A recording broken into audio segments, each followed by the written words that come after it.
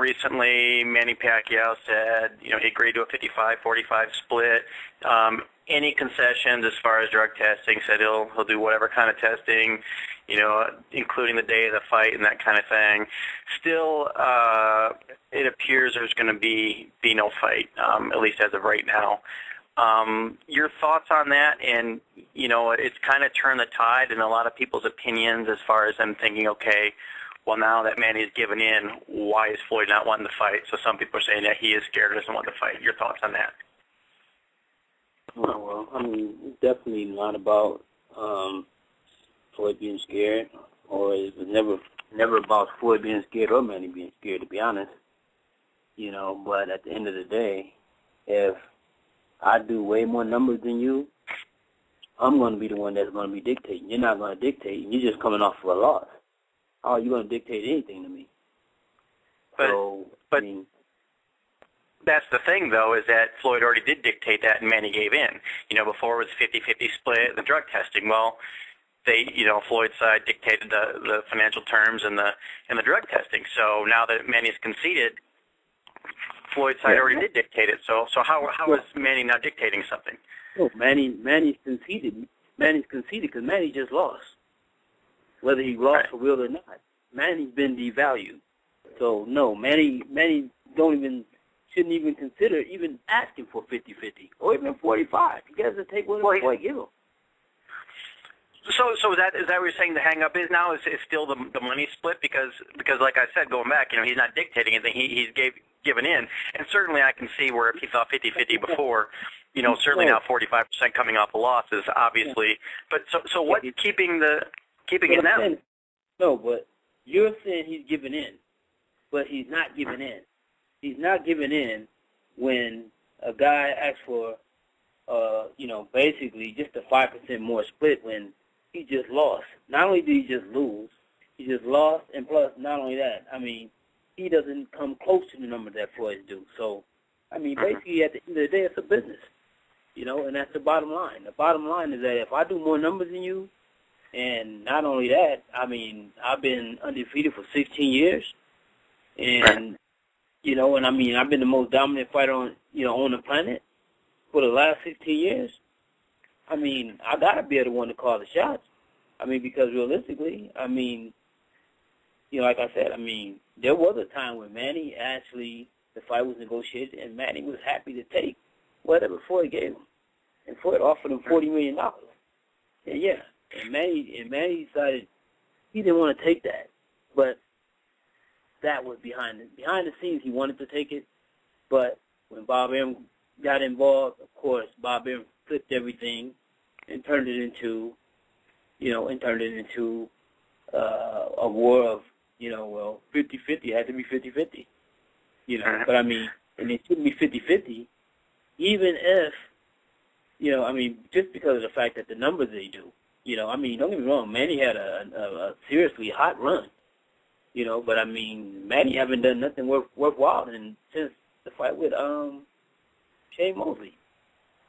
All right, so now basically, we've heard from Leonard Ellaby basically saying, that like you said, Manny's not going to dictate the terms, but we haven't heard them come back with something to say what's going to take to get the fight done. So what is it going to take now, in your opinion? Well, basically, 60-40. Yeah, the fight is going to be made. If Manny isn't with Bob come the end of the year, the fight's going to be made. Yeah. It's that simple. The fight's going to be made, and don't get me wrong, Manny may get more than he was going to get. He's not going to get 50-50, of course, but he probably get more than $40 million.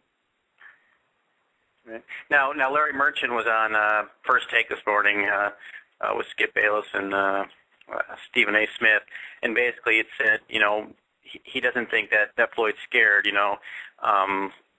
scared or anything, and he thinks that, he would definitely be favored against Manny, but that he's more worried, and this is what a lot of people say, that he's more worried about, the 0 losses in his record. My contention is, it's certainly understandable if you have 0 losses, especially when you get in the, tail end of your career like Floyd, you certainly got to start considering wanting to finish your career undefeated, since so few have done it. But my thing is even if he finishes with no losses, if he never fights Manny, I think that's going to override the 0 losses, whether he would have won or lost that fight.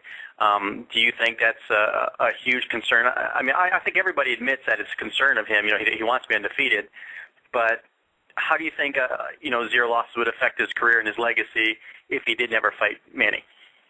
I mean, don't get me wrong. I mean, I think that it'll have an effect on his legacy, of course, because, I mean, at one point in time, I mean, you know, it'll always be a question of who would have won and, you know, and why the fight didn't happen. When you had two guys that basically in their prime and were in, you know, in the 2 hottest commodities in the sport at the same time, but, you know, never faced one another. You know, and I mean, don't get me wrong. I mean, I don't think that. I mean, I think it'll be a question mark, you know, as a part of Floyd's legacy. But at the end of the day, I mean, Floyd doesn't necessarily mean Manny. I mean, but this will be, you know, this will be the stamp of approval that, you know, basically says that, you know, you were the best, completely the best fighter of your era and your generation. You know, and I mean, and so in that sense, I mean, it is important. All right. Now let me ask you this. You know, I don't even happen to think that at this point in his career that Manny presents the greatest challenge to Floyd. In your opinion, of anyone out there that's a conceivable fight for him right now, who do you think would pose the greatest threat to him? Whether it be, you know, a Canelo, Sergio Martinez, a Manny.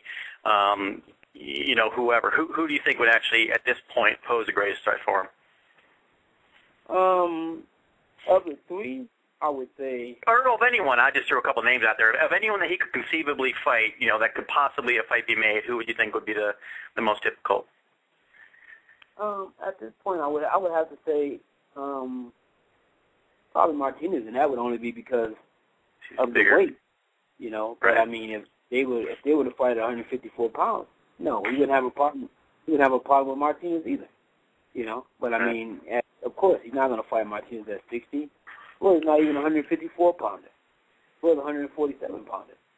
It just happens to have the talent enough to go up and win titles at that weight. Right.